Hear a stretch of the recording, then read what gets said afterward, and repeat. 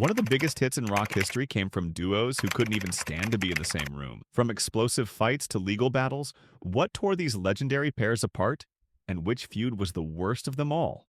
In 2016, Ann and Nancy Wilson, the powerhouse duo behind Heart, found their bond fractured during what should have been a triumphant homecoming concert in Washington. The trouble started backstage when Nancy's teenage twin sons visited Ann's tour bus. Dean Wetter, Ann's husband, lost his temper after one of the boys accidentally left the door open. What began as a scolding escalated into physical violence, leaving Nancy furious and Dean facing assault charges. This single incident created an immediate divide between the sisters, who had spent decades performing side by side. Suddenly, their close-knit relationship was reduced to brief text messages. Gone were the shared dressing rooms and easy camaraderie that had defined their partnership. The band continued, but the emotional distance was clear. Publicly, they downplayed the rift, attributing their separation to differing visions for Heart's future. However, fans couldn't ignore the chill between the siblings. After 3 years of strained silence, they finally reunited in 2019 for the Love Alive tour. Their time apart seemed to foster a new understanding.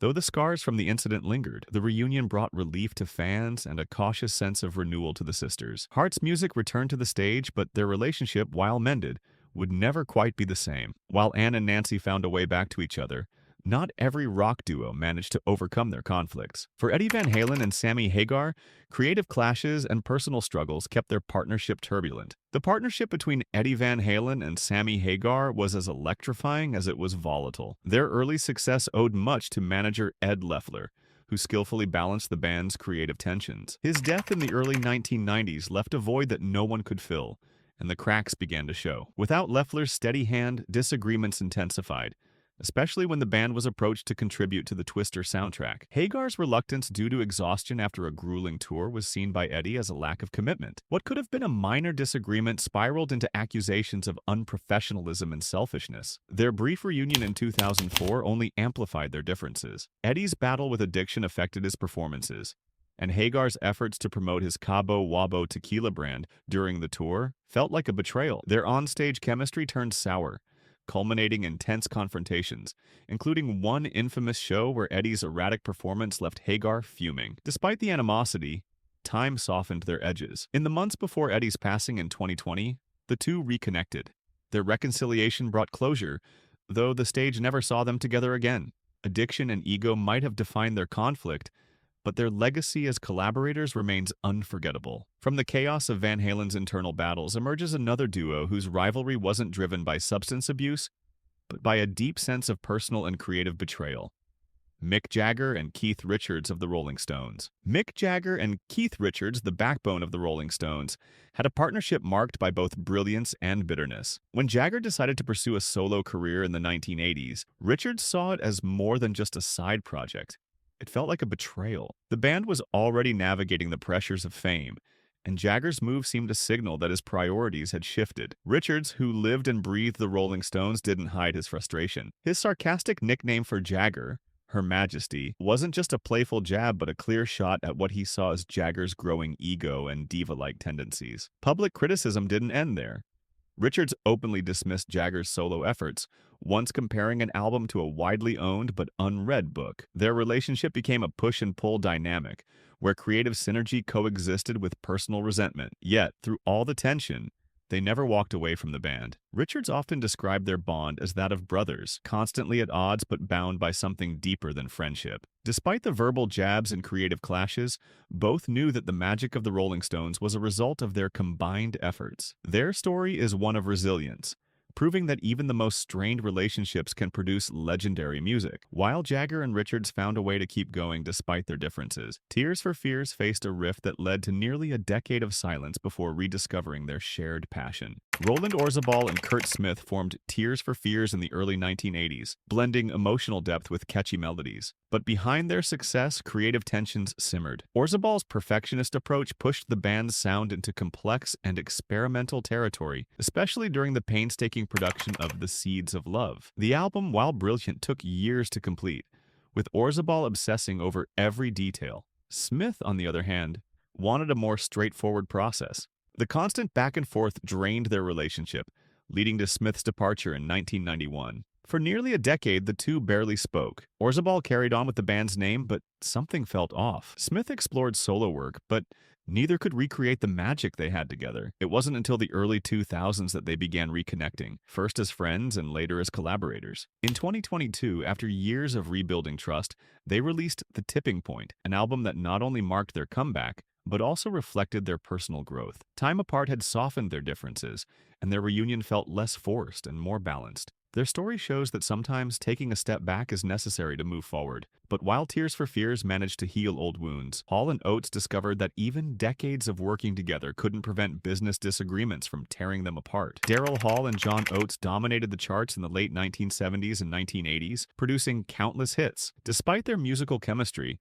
their relationship was more businesslike than brotherly, colleagues making great music rather than close friends. This emotional distance didn't hinder their success for years, but set the stage for their eventual fallout. In 2023, Hall was blindsided when Oates attempted to sell his share of their joint company, Whole Oates Enterprises, without consulting him. This wasn't just a financial move, it involved their music, image, and legacy. Hall saw it as a deep betrayal, not just a business dispute. A messy legal battle followed, with Hall seeking a restraining order against Oates, highlighting their fractured partnership. By 2024, their split was official, marking the end of one of music's most successful duos. Their music endures, but the bitter breakup is a reminder that even long-standing partnerships can crumble when trust is lost. While Hall and Oates clashed in court, Simon and Garfunkel's conflicts stemmed from personal grievances and creative differences that fueled their turbulent relationship from the start. Paul Simon and Art Garfunkel formed one of the most beloved duos in music history, but their relationship was marked by tension from the start. Simon's decision to record solo material without informing Garfunkel planted the first seeds of resentment. While the music thrived, their partnership began to fracture. Simon, who wrote the majority of their songs, often felt that his contributions were overlooked because Garfunkel's voice was front and center. This imbalance fueled Simon's frustration, making him feel like the less recognized half of the duo despite being its creative engine. The situation worsened when Garfunkel ventured into acting, particularly during the filming of Catch-22. Simon felt abandoned, believing that music was no longer Garfunkel's priority. Their 1970 breakup came as no surprise to those who knew them, even though their final album, Bridge Over Troubled Water, was a masterpiece. Over the years, they reunited for concerts and tours, but the underlying bitterness never fully faded. Interviews often revealed their lingering grievances, with Simon once recalling a cutting remark from Garfunkel about his height that stuck with him for decades. Despite their personal struggles, their music remains timeless, a bittersweet reminder of a partnership that never reached its full potential due to clashing ambitions. While Simon and Garfunkel's split was driven by creative conflicts, Guns N' Roses, Axl Rose, and Slash found themselves at odds over power, control, and wildly different personalities, making their feud one of the most explosive in rock history. Axl Rose and Slash were the driving force behind Guns N' Roses' explosive success, but their clashing personalities made their partnership almost impossible to sustain. Axl, known for his perfectionism and unpredictable behavior, often demanded control over every aspect of the band. Slash, with his carefree attitude and substance-fueled lifestyle, found Axl's demands stifling. This constant push and pull strained their relationship, both on and off the stage. By 1996, things reached a breaking point. Slash's departure wasn't just a professional split, it became deeply personal. Axl's bitterness was evident when he infamously called Slash a cancer, a harsh dismissal that underscored the depth of their falling out. Guns N' Roses continued under Axl's leadership, but many fans felt the soul of the band was lost without Slash's iconic guitar riffs. For years, the idea of a reunion seemed impossible. Yet in 2016, driven by nostalgia and fan demand, the two reunited for the Not in This Lifetime tour. While the performances thrilled audiences,